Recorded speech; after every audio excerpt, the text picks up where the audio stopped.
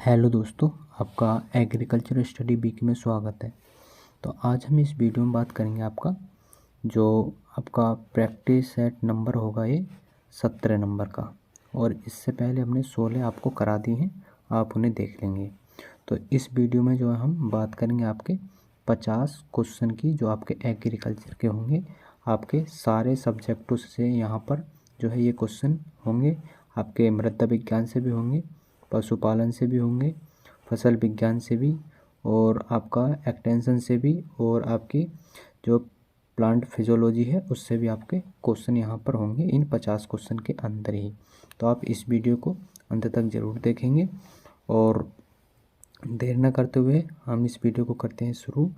और वीडियो शुरू करने से पहले अगर आपने अभी तक चैनल को सब्सक्राइब नहीं किया है तो चैनल को ज़रूर सब्सक्राइब कर लेंगे, और साथ ही साथ वीडियो को भी ज़रूर लाइक करेंगे।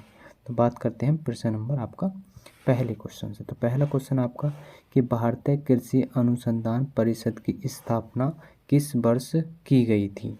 तो 1909 में, या 1919 में, या 1929 में, या 1939 में? तो आपकी बताना है जल्दी, आप आंसर भी साथ के साथ देते चलेंगे कि भारतीय जो आपकी कृषि अनुसंधान परिषद है तो इसकी स्थापना कब की गई थी? तो आपकी 1929 में आपकी जो स्थापना की गई थी, किसकी? भारतीय कृषि अनुसंधान परिषद की। तो ऑप्शन क्या हो जाएगा? सी ऑप्शन आपका सही हो जाएगा पहले क्वेश्चन का। बात करते हैं दूसरे प्रश्न की। दूसरा प्रश्न है कि CSSRI मतलब central soil science research institute कहाँ पर स्थित है? तो आपका हिसार में है, करनाल में है, या दिल्ली में है, या जोधपुर में है? तो कहाँ पर स्थित है? तो ये आपका करनाल हरियाणा में जो है ये स्थित है आपका CSSRI। तो इसे आप याद रखेंगे, एग्ज़ाम में ज़्यादातर पूछे जाते हैं, और ये एग्ज़ाम में पूछे हुए ही क्वेश्चन है, ये रिपीट क्वेश्चन है, पिछले वर्ष के PYQ हैं, तो इन्हें आप अच्छी तरीके से ज़रूर देख लेंगे। बात करते हैं तीसरा क्वेश्चन। तीसरा कि गन्ने में जो है आपकी चीनी की औसत मात्रा कितनी होती है? तो गन्ने में जो चीनी की मात्रा होती है कितनी होती है? तो 10% होती है, 38%, या 40%, या 45%? तो गन्ने में जो आपकी चीनी की मात्रा होती है वो 10% होती है। वैसे आपकी 9 से लेकर और 11% तक जो है चीनी की मात्रा होती है, लेकिन यहाँ पर ऑप्शन ये ए ऑप्शन सही हो जाएगा, क्योंकि यहाँ पर इन दोनों के बीच का यहाँ पर दिया हुआ है। तो ऑप्शन क्या है? तो ए ऑप्शन यहाँ पर सही हो जाएगा तीसरे क्वेश्चन का। आगे बात करते हैं चौथा क्वेश्चन। चौथा क्वेश्चन है आपका कि भारत के प्रथम राष्ट्रपति के नाम से जो है किस राज्य में कृषि विश्वविद्यालय की स्थापना मतलब स्थित है? तो यहाँ पर पूछा गया है आपसे, जो भारत के प्रथम राष्ट्रपति हैं उनके नाम पर जो किस राज्य में कृषि विश्वविद्यालय की स्थापना की गई थी? तो बिहार में की गई थी, या झारखंड में, या उत्तर प्रदेश में, या पंजाब में? तो आपके जो प्रथम राष्ट्रपति थे उनके नाम पर जो विश्वविद्यालय की स्थापना की गई थी वो बिहार में की गई थी। कहाँ? बिहार में। तो ऑप्शन क्या हो जाएगा? ए ऑप्शन आपका सही हो जाएगा चौथे क्वेश्चन का। बात करते हैं पाँचवें प्रश्न। पाँचवें प्रश्न है कि निम्नलिखित में से या निम्न में से कौन सा C4 यहाँ पर पादप कौन सा है आपका? तो मक्का हो जाता है C4, या गेहूँ हो जाता है, या धान हो जाता है, या जौ हो जाता है? तो आपका C4 प्लांट कौन सा हो जाएगा? तो यहाँ पर मक्का आपका C4 प्लांट हो जाएगा। और हम बात करें जो आपके C4 प्लांट के अंदर आते हैं, जैसे आपका गन्ना हो जाएगा, गन्ना C4 के अंदर आता है, और बाजरा C4 के अंदर आता है, और आपका ज्वार भी C4 के अंतर्गत आता है। तो ये आपके C4 जो है C4 प्लांट के पौधे हो जाएंगे। और अब बात करें हम C3 प्लांट के अंदर कौन कौन से आते हैं? तो आपका गेहूँ आ जाएगा, और धान आ जाएगा, जौ आ जाएगा। तो ये जो है आपके C3 पादप के अंतर्गत आ जाएंगे, और मक्का जो है आपका C4 यहाँ पर प्लांट हो जाता है। तो ऑप्शन क्या हो जाएगा आपका? ए ऑप्शन यहाँ पर सही हो जाएगा पाँचवें क्वेश्चन का। बात करते हैं आगे प्रश्न नंबर 6 की। प्रश्न नंबर 6 है कि पौधे की अंदरूनी रचना के अध्ययन करने वाला जो विज्ञान है उसे किस नाम से हम जानते हैं? तो फिजियोलॉजी या हिस्ट्रोलॉजी या एंटोमोलॉजी या टेक्सोनोमी। तो किस नाम से जानते हैं? तो पौधे के अंदरूनी रचना के अध्ययन करने वाले विज्ञान का नाम जो है क्या है? तो वो हो जाता है क्या? एंटोमी हो जाता है। क्या? एंटोमी हो जाता है, जो अंदरूनी रचना के अध्ययन को जो हम कहते हैं। तो ऑप्शन नंबर यहाँ पर सी ऑप्शन सही हो जाएगा आपका छठे क्वेश्चन का। 7 की बात करते हैं। 7 है तो बाजरा फसल है। तो बाजरा जो है आपकी कैसी फसल है? तो सेल्फ पोलिनेटेड है या क्रॉस पोलिनेटेड है या ऑप्टेन क्रॉस पोलिनेटेड है या इनमें से कोई नहीं। तो बाजरा कैसी है आपकी? तो बाजरा हो जाती है क्रॉस जो है आपकी पोलिनेटेड प्रकार की आपकी जो है फसल हो जाती है। और यहाँ पर ऑप्शन तो आपका बी सही हो जाता है। और जो आपकी सेल्फ पोलिनेशन होती है वो आपकी गेहूँ हो जाएगी। कौन सी? गेहूँ हो जाएगी, धान हो जाएगा और जो हो जाएगी, ये आपके सेल्फ पोलिनेशन होते हैं। और आफ्टन में आपका क्या हो जाएगा? तो आफ्टन क्रॉस जो आपका पोलिनेशन है इसमें आपका सूरजमुखी हो जाएगा। कौन? सूरजमुखी हो जाएगा। कौन? सूरजमुखी। तो इन्हें आप याद रखेंगे। आगे बात करते हैं 8वें क्वेश्चन की। 8वां क्वेश्चन है आपका, बैक्टीरियल जो लीफ ब्लाइट है वो किस फसल की बीमारी है? तो आपकी मक्का की है, कपास की या धान की या आलू की। तो बैक्टीरियल जो लीफ ब्लाइट है वो किस फसल की बीमारी हो जाती है? तो इसका आंसर जल्दी आप बताएं क्या हो जाएगा? तो ये जो हो जाती है धान की फसल की बीमारी हो जाती है। और धान में जो है आपका खैरा रोग लगता है, जो जिंक की कमी के कारण लगता है। किसकी? जिंक की कमी के कारण जो है ये आपका लगता है धान में खैरा रोग। और जो बैक्टीरियल लीफ ब्लाइट है इसका संबंध भी आपका धान से हो जाता है। तो ऑप्शन क्या? सी आंसर यहाँ पर सही हो जाएगा 8वें का। 9वें क्वेश्चन की बात करें। 9वां क्वेश्चन आपका कि अधिकतम विटामिन सी जो है किस फसल में मिलता है या किस क्रॉप में जो है सबसे अधिक जो है आपका विटामिन सी पाया जाता है? तो सेब में, आंवला में या अमरूद में या नींबू में। तो सबसे अधिक जो विटामिन ऑप्शन के अकॉर्डिंग देखा जाए तो यहाँ पर क्या हो जाएगा? आंवला हो जाएगा। अगर आंवला ना देकर आपसे स्ट्रॉबेरी होता तो ऑप्शन आपका स्ट्रॉबेरी सही होता, क्योंकि सबसे अधिक जो विटामिन पाई जाती है वो स्ट्रॉबेरी में आपकी विटामिन सी पाई जाती है। तो ऑप्शन यहाँ पर क्या हो जाएगा? तो आपका बी ऑप्शन सही हो जाएगा 9वें क्वेश्चन का। बात करते हैं 10वें क्वेश्चन की। 10वां क्वेश्चन है, भारत में सबसे महत्वपूर्ण और सर्वाधिक क्षेत्रफल किस मृदा का है? तो आपका लेटेराइट मृदा का है या एल्यूवियल मृदा का है या लाल मृदा का है या काली मृदा का है? तो भारत में सबसे अधिक जो आपका मृदा का क्षेत्र है वो कौन सा हो जाता है? तो वो हो जाएगा आपका कौन सा? तो एल्यूवियल जो सोयल है, जो मृदा है, ये सबसे अधिक पाई जाती है भारत में। तो ऑप्शन क्या हो जाएगा? बी ऑप्शन आपका सही हो जाएगा 10वें क्वेश्चन का। बात करते हैं हम 11 क्वेश्चन की। तो 11 क्वेश्चन आपका कि मृदा नमी ताप माप जो है इकाई क्या हो जाती है? जो आपकी मृदा की नमी माप की इकाई क्या है?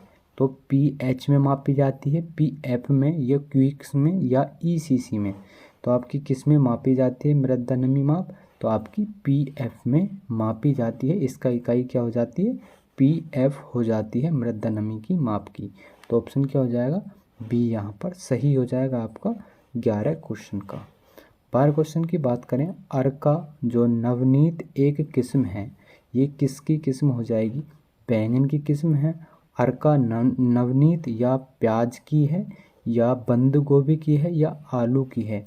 तो आपकी किसकी हो जाती है ये प्रजाति? अर्का नवनीत। तो ये प्रजाति है आपकी किसकी?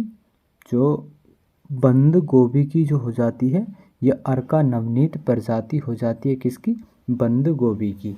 तो ऑप्शन क्या हो जाएगा? सी आंसर सही हो जाएगा 12वें का। बात करें आपका आलू की जो प्रजाति होती हैं, कुपरी अलंकार होती है, कुपरी बादशाह होती है, ये आपकी आलू की वैरायटी होती हैं। आगे बात करते हैं 13 प्रश्न की। 13 प्रश्न है आपका, निम्नलिखित में से जो फसलों में से कौन सा मानव निर्मित जो आपका फसल है, तो ये मानव निर्मित जो फसल है वो किसके द्वारा जो है तैयार, मतलब ये मानव निर्मित कौन सी क्रॉप हो जाएगी आपकी, जो है टिट्रिकेल है और आपकी गेहूं है या राई है, तो आपकी कौन सी हो जाएगी। तो यहाँ पर जो आपकी टिट्रिकेल जो है ये मानव निर्मित आपकी क्या हो जाती है, फसल हो जाती है। और इसकी जो खोज की थी वो किसने की थी, तो रिम्फू ने की थी। रिम्फू ने जो है इसकी खोज की थी, किसने, रिम्फू ने इसकी खोज की थी। कब, 1939 में। तो ये एग्ज़ाम में पूछा जा सकता है। और ये एक मानव निर्मित है और ये राई के किरोस से जो है ये बनाई गई थी, किसके, राई के किरोस से। तो ऑप्शन क्या हो जाएगा, बी ऑप्शन सही हो जाएगा यहाँ पर। बात करते हैं आपसे प्रश्न नंबर 14 की। तो प्रश्न नंबर 14 है कि गोल्डन जो एकड़ एक प्रजाति है किसकी है, तो फूल गोभी की है, पात गोभी की, गाजर की या प्याज की। तो गोल्डन एकड़ किसकी प्रजाति हो जाती है, तो ये आपकी है पात गोभी की, जो पत्ता गोभी होती है उसकी ये वैरायटी हो जाती है गोल्डन एकड़। तो यहाँ पर 14 क्वेश्चन का आंसर बी यहाँ पर सही हो जाता है। बात करते हैं आगे 15 क्वेश्चन की। 15 क्वेश्चन है कि काली मिट्टी सबसे अधिक उपयुक्त है, तो जूट की खेती के लिए, धान की खेती के लिए, या कपास की खेती के लिए, या गेहूं की खेती के लिए। तो जो आपकी काली मिट्टी है इसमें जो हम खेती करते हैं सबसे अधिक किसकी करते हैं, तो हम कपास की खेती करते हैं, क्योंकि कपास की खेती के नाम से इसे कपासी मिट्टी भी हम कहते हैं। तो ऑप्शन क्या हो जाएगा, सी ऑप्शन सही हो जाएगा। और इस काली मिट्टी को हम रेगूर मिट्टी भी कहते हैं, क्या, रेगूर मिट्टी भी हम, रेगूर मिट्टी के नाम से भी हम इसे जानते हैं। तो ऑप्शन क्या हो जाएगा, सी ऑप्शन सही हो जाएगा। बात करते हैं 16 क्वेश्चन। 16 क्वेश्चन है कि भारत में कितने जो कृषि शस्य पारिस्थितिकी क्षेत्र में विभाजित किया गया है।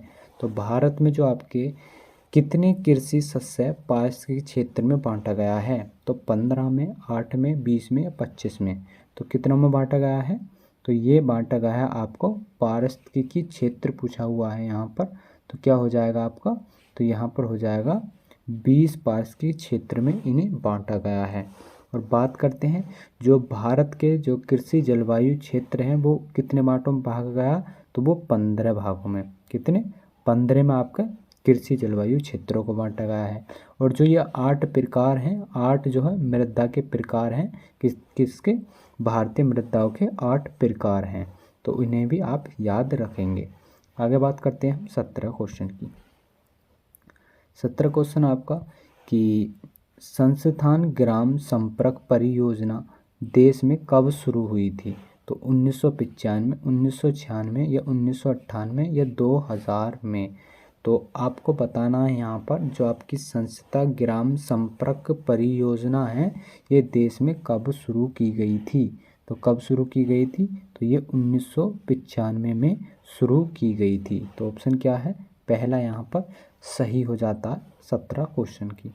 18 की बात करें, राष्ट्रीय कृषि वानिकी अनुसंधान जो केंद्र स्थित है वो कहाँ पर स्थित है, कौन सा, राष्ट्रीय कृषि वानिकी अनुसंधान केंद्र। तो कहाँ पर स्थित है, तो ये है आपका झांसी में। तो झांसी में आपका कौन सा है, राष्ट्रीय कृषि वानिकी अनुसंधान केंद्र स्थित है झांसी के अंदर। तो ऑप्शन क्या हो जाएगा, ए ऑप्शन सही हो जाएगा। और एक क्वेश्चन आपको कमेंट में बताना है जो आपका हो जाता है कौन सा, जो वाराणसी में है वो कौन सा संस्थान है, वो आपको बताना है कमेंट में। जो सब्जी से संबंधित है वो कौन सा है। तो अब बात करते हैं 19 क्वेश्चन। 19 क्वेश्चन आपका कि देश में वर्मी कंपोस्ट बनाने की जो तकनीकी सर्वप्रथम जो है किसने विकसित की थी। तो जो देश में वर्मी कंपोस्ट जो तैयार किया गया है इसका जो तकनीक थी ये सर्वप्रथम किसने विकसित की थी। तो डॉक्टर सुल्तान अहमद इस्माइल ने, या डॉक्टर पंजाब सिंह ने, या डॉक्टर NS सुब्बाराव ने, या नारायण देव राय और पांथरी पांडे ने। तो किसने शुरू किया था, तो इसे डॉक्टर सुल्तान अहमद जो इस्माइलर हैं इन्होंने जो है इसे जो वर्मी कंपोस्ट है इसे जो है विकसित किया था। ऑप्शन क्या है, ए ऑप्शन आपका सही हो जाता है 29 क्वेश्चन का। आगे बात करते हैं 20 क्वेश्चन की। 20 क्वेश्चन है कि मृदा कोलाइट का प्रमुख गण है। तो मृदा कोलाइट का प्रमुख गण कौन सा हो जाता है? तो अधिशासन हो जाता है, या ब्राउनिंग गति हो जाता है, या अर्ध पारगम्यता झिल्ली से विकसित न होना, या उपरोक्त सभी। तो क्या आंसर हो जाता है इसका? तो यहाँ पर जो मृदा कोलाइट का प्रमुख गण है वो अधिशासन भी हो जाता है, अधिशासन भी आपका, और ब्राउनियम भी हो जाता है, और ये अर्धपारगम्यता झिल्ली जो विसरित भी हो जाता है। तो ये ऑप्शन नंबर आपका डी यहाँ पर सही हो जाएगा। बात करते हैं 21 क्वेश्चन। भारत में किस प्रदेश में ऊपर जो मृदाओं का क्षेत्रफल सबसे अधिक है, मतलब सर्वाधिक है? तो भारत में किस प्रदेश में जो ऊपरी मृदाओं का क्षेत्रफल सर्वाधिक है? तो मध्य प्रदेश में, गुजरात में, उत्तर प्रदेश में, या महाराष्ट्र में? तो किस में है सबसे ज़्यादा?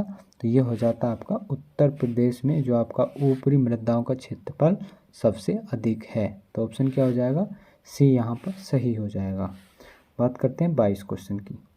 22 क्वेश्चन आपका कि ढाल के विपरीत मृदा कटाव को रोकने वाली तथा मृदा कटाव को बढ़ाने वाली फसलों की जो पट्टियों में खेती करना क्या कहलाता है? तो यहाँ पर आपसे एक बार क्वेश्चन इसे अपने तरीके से पढ़ेंगे और जब इसका आंसर देंगे कि इसका आंसर क्या हो जाएगा, क्योंकि इस क्वेश्चन को आप गलत करने वाले हो। यहाँ पर पूछा गया है कि ढाल के विपरीत मृदा कटाव को रोकने वाली, समझ लेना, ढाल के विपरीत मृदा कटाव को रोकने वाली तथा मृदा कटाव को बढ़ाने वाली फसलों की जो पट्टियों में खेती करना क्या कहलाता है? तो कंजर्वेशन क्रॉपिंग कहलाता है, या कंटूर क्रॉपिंग कहलाता है, या ले फार्मिंग, या कंटूर या स्प्लिटिंग क्रॉपिंग कहलाता है? तो क्या कहलाता है? तो जल्दी आंसर बताएंगे। तो इसका आंसर क्या हो जाएगा? तो इसका आंसर हो जाएगा डी ऑप्शन। तो इसे बोला जाता है कंटूर स्ट्रिप क्रॉपिंग। क्या बोला जाता है? कंटूर स्ट्रिप क्रॉपिंग बोला जाता है। ऑप्शन क्या है? डी यहाँ पर सही हो जाता है 22 क्वेश्चन का। 23 की बात करें, और 23 क्वेश्चन आ गया जो हमने आपको दिया था। भारतीय सब्जी अनुसंधान संस्थान कहाँ पर है? तो ये आपका वाराणसी में ही है। कहाँ? वाराणसी। ये ऑप्शन सही हो जाता है। बात करते हैं 24 क्वेश्चन।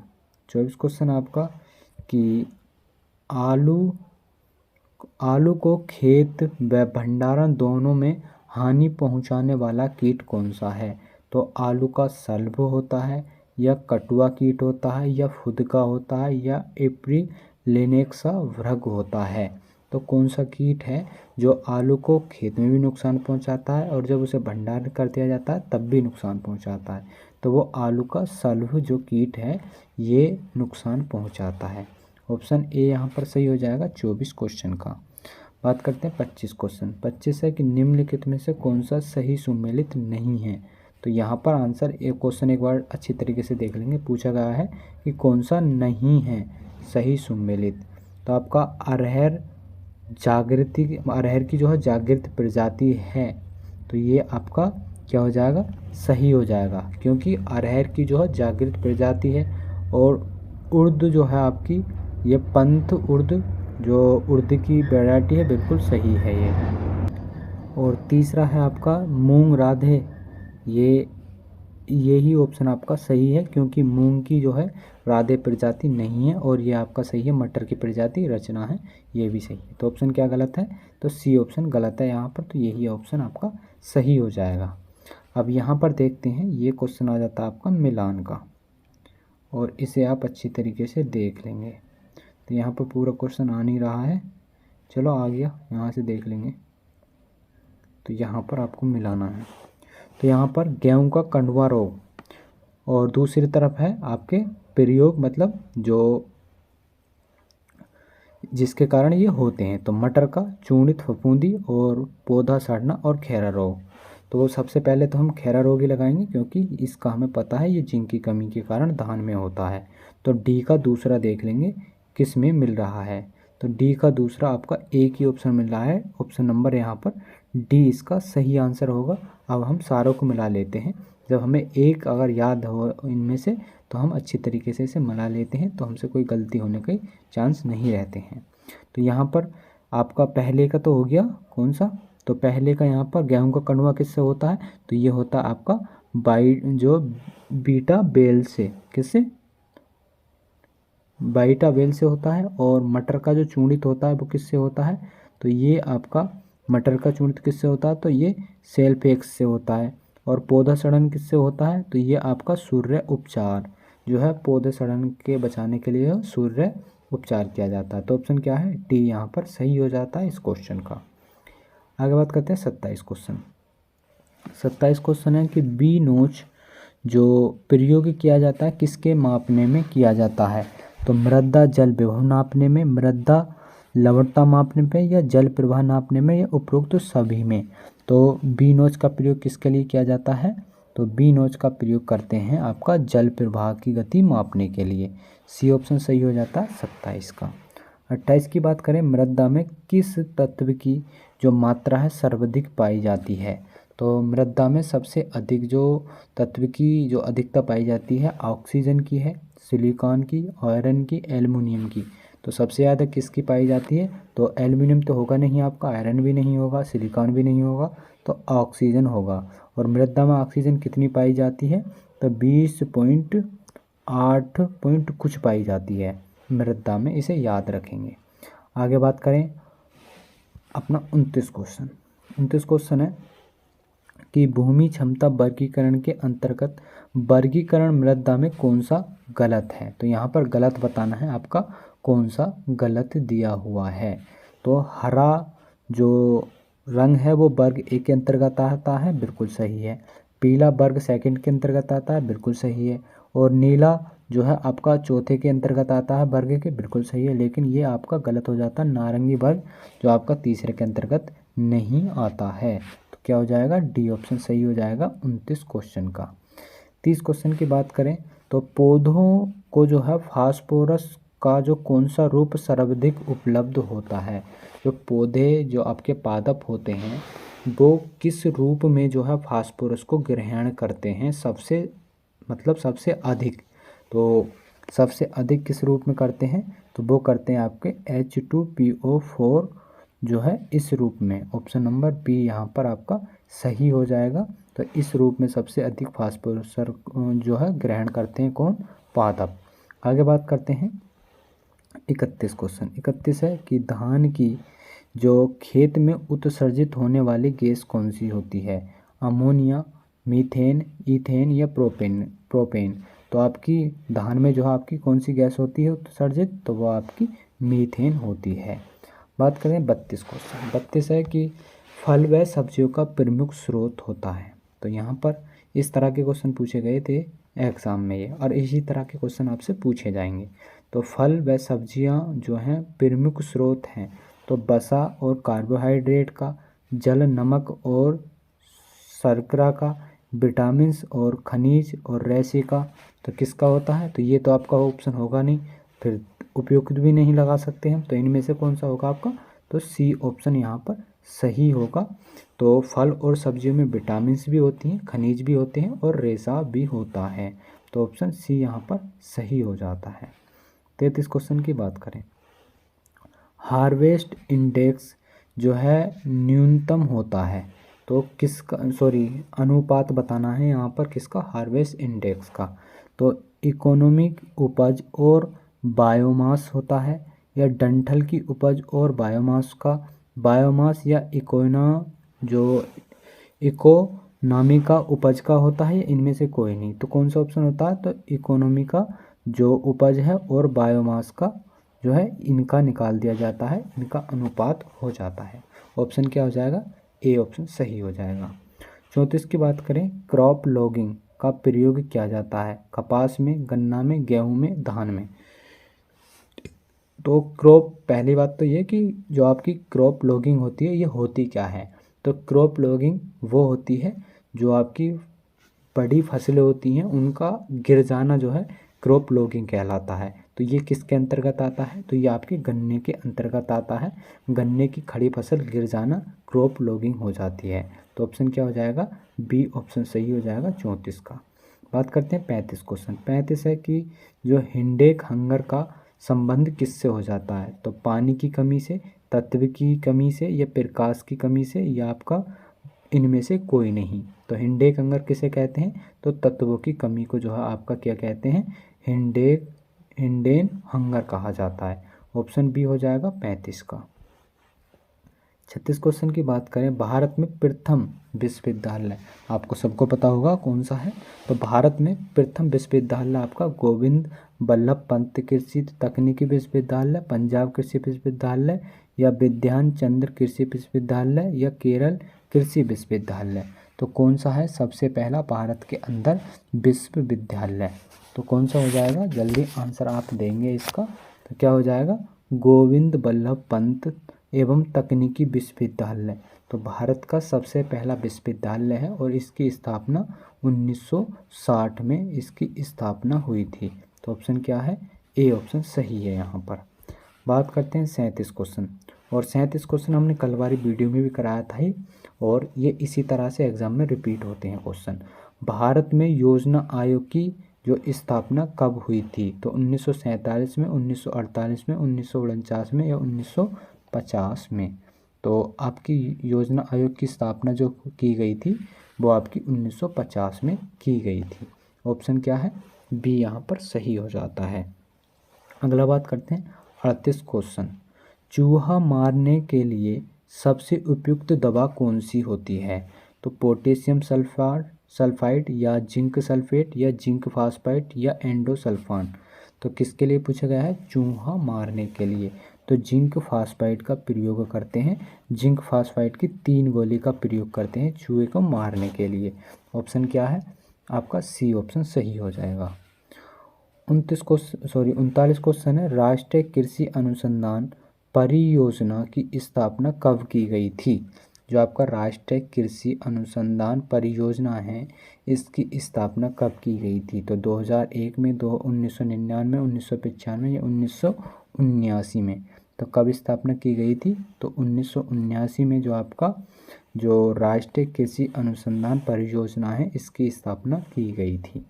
बात करते हैं 40 क्वेश्चन। 40 की भारी क्रीम जो हैवी क्रीम है वो वसा की जो प्रतिशत मात्रा होती है वो कितने प्रतिशत होती है? तो 30 से 40%, 60 से 80%, या 35 से 50%, या 40 से 60%। तो कितनी होती है? तो इसमें 30 से 40% भारी क्रीम जो होती है वसा में प्रतिशत मात्रा होती है। तो ए ऑप्शन हो जाएगा सही। 41 क्वेश्चन की बात करें, जो मक्खन में जल की अधिकतम मात्रा कितने प्रतिशत होती है?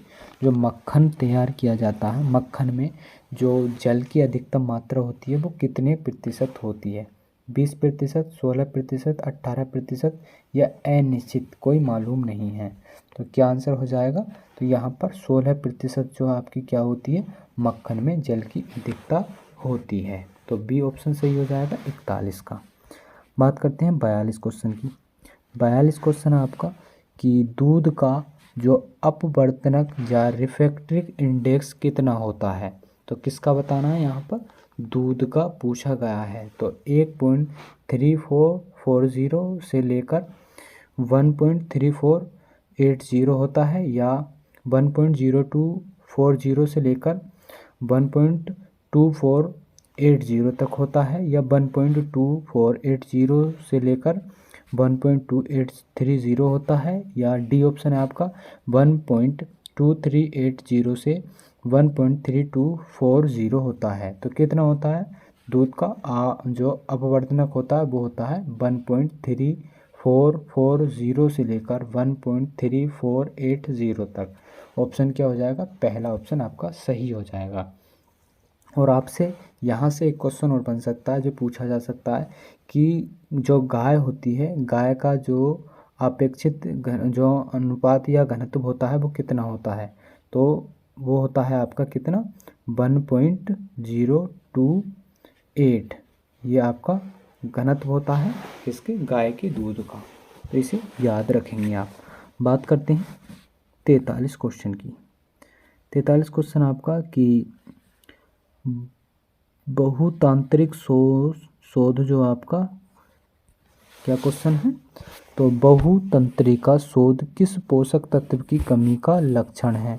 तो निकोटियानामाइड का, रेटिनॉल का, या साइनोकोबालामीन का, या थायमीन का? तो बहुतंत्रिका शोध किसका हो जाता है सूचक? तो ये हो जाता है आपका थायमीन का। किसका? थायमीन का। तो ऑप्शन डी यहाँ पर सही हो जाता है 43 क्वेश्चन का। बात करते हैं प्रश्न नंबर 44 की। तो प्रश्न नंबर 44 है आपका कि 44 की बात करते हैं। जो भारी कार्य करने वाले एक बैल को कितने जो है दाने की आवश्यकता होगी? एक भारी बैल है जो कार्य करता है, उसके लिए जो दाने की मात्रा है वो कितनी दी जाएगी? 2 किलोग्राम प्रति 2 किलोग्राम, या 3.5 किलोग्राम, या 3 किलोग्राम, या 1.5 किलोग्राम? तो उसकी मात्रा जो दी जाती है वो 3 किलोग्राम दी जाती है, जो बाहरी कार्य करने वाले आपके बैल होते हैं। बात करते हैं 45 क्वेश्चन। 45 है कि भारत में वीर्य जो तुनकर की संतति दर कितनी होती है? तो भारत में वीर्य तुनकर की जो संतति दर है वो कितनी होती है? तो वो होती है आपकी कितनी? तो 1.200, मतलब 1:200 जो है आपकी क्या होती है? वीर्य की तनुकरण की संतति दर होती है। तो ऑप्शन सी हो जाएगा यहाँ पर सही। 46 क्वेश्चन की बात करें। 46 क्वेश्चन है कि केंद्रीय जो बकरी अनुसंधान संस्थान है वो कहाँ पर स्थित है? मतलब सेंट्रल गोट रिसर्च इंस्टीट्यूट कहाँ स्थित है? तो मखदूम उत्तर प्रदेश में, हिसार हरियाणा में, अभिकनकर राजस्थान में, झारखंड या झांसी उत्तर प्रदेश में। तो कहाँ पर स्थित है? तो मखदूम आपका उत्तर प्रदेश में केंद्रीय बकरी अनुसंधान जो है संस्थान स्थित है। मखदूम कहाँ? मथुरा में। ऑप्शन क्या है? ए ऑप्शन सही हो जाता है 46 क्वेश्चन का। बात करते हैं 47 क्वेश्चन। 47 क्वेश्चन है कि विश्व की दूध की रानी किस नस्ल की बकरी को कहा जाता है? तो विश्व की बकरी की कौन सी नस्ल है जिसे दूध की रानी कहा जाता है? तो वो आपको सबको पता होगा कौन सी है, तो वो सानीन हो जाती है। सानीन को दूध की रानी कहा जाता है विश्व के अंदर। ऑप्शन नंबर क्या हो जाएगा? बी इसका आंसर सही हो जाता है। बात करते हैं अगला क्वेश्चन 48 क्वेश्चन है। 48 की बात करें तो 48 क्वेश्चन है आपका कि निम्नलिखित में से कौन सा सुमेलित नहीं है? तो यहाँ पर सुमेलित नहीं है वो बताना है। तो बकरी का ब्याना या बच्चा देना जो किडिंग कहलाता है, तो बिल्कुल सही है, किडिंग कहलाता है। टर्की मुर्गी अंडा देना हेचिंग कहलाता है, बिल्कुल सही है। कुतिया का ब्याना जो है आपका हेपिंग कहा जाता है, बिल्कुल सही है। और सुअरिया का ब्याना लेम्बिंग कहा जाता है, तो ये आपका गलत हो जाता है, लेम्बिंग नहीं कहा जाता। ऑप्शन क्या हो जाएगा? डी सही हो जाएगा 48 क्वेश्चन का। बात करते हैं 49 क्वेश्चन की। 49 है कि कौन सा जो सुमेलित नहीं है? तो यहाँ पर बताना है सुमेलित कौन सा नहीं है। तो गाय के दूध में पीला जो कारण है वो कैरोटीन एवं जेंथोफिल के पिगमेंट की उपस्थिति के कारण होता है, बिल्कुल सही है। जो गाय का पीला रंग होता है वो कैरोटीन और जेंथोफिल पिगमेंट के कारण होता है। और लडो या उडो हार्मोन्स जो है आपका क्या हो जाता है? एट्रानील हो जाता है। मतलब जो पशुओं में होता है अचानक पशु का कूद जाना या तो ये कौन सा हार्मोन्स करता है? वो एट्रा जो नील ये कार्य करता है। ऑप्शन नंबर बी भी आपका सही है। पशु में जो मिल्क फीवर है वो कैल्शियम की कमी से होता है, बिल्कुल सही हो जाता है। तो यहाँ पर गलत क्या हो जाएगा? जो स्कर्वी का कारण है वो विटामिन सी कारण है, तो नहीं, तो ये नहीं है। ऑप्शन नंबर क्या हो जाएगा? डी ऑप्शन यहाँ पर सही हो जाएगा। बात करते हैं 50 क्वेश्चन की। 50 क्वेश्चन आपका कि घेंगा रोग किस ग्रंथि के बढ़ने के कारण होता है? जो घेंगा रोग होता है किस जो आपकी ग्रंथि होती है उसके कारण बढ़ता है? तो थायराइड के द्वारा, पेराइड के द्वारा, या एट्रानील के द्वारा, या पिट्यूटरी के द्वारा। तो किसके द्वारा? जो थायराइड होती है इसके द्वारा घेंगा रोग में जो है आपकी क्या हो जाती है? ग्रंथियाँ बढ़ जाती हैं। तो ऑप्शन क्या हो जाएगा? ए ऑप्शन सही हो जाएगा आपका 50 क्वेश्चन का। तो हमने आपको बताए थे इस वीडियो में हम 50 क्वेश्चन की बात करेंगे। तो आपने ये 50 क्वेश्चन देख लिए होंगे और जो ये क्वेश्चन हैं ये क्वेश्चन बिल्कुल आपके एग्ज़ाम में आए हुए क्वेश्चन हैं। आप इन क्वेश्चनों को अच्छी तरीके से रिवाइज भी कर लेंगे, एक बार वीडियो को दोबारा भी इसे देख लेंगे, क्योंकि आपको यहाँ से ये क्वेश्चन अच्छे तैयार हो सकें। और हम बता दें आपको कि हमने आपको 2 मैराथन करा दी हैं। एक तो आपको करा दी है फसल विज्ञान की, किसकी? फसल विज्ञान की। फसल विज्ञान की करा दी है, जिनमें हमने कितने 550 क्वेश्चन करा दिए हैं। आप उस वीडियो को ज़रूर देख लेंगे, क्योंकि वहाँ से क्वेश्चन आपके छपने वाले हैं। दूसरा कराया हमने आपका पादप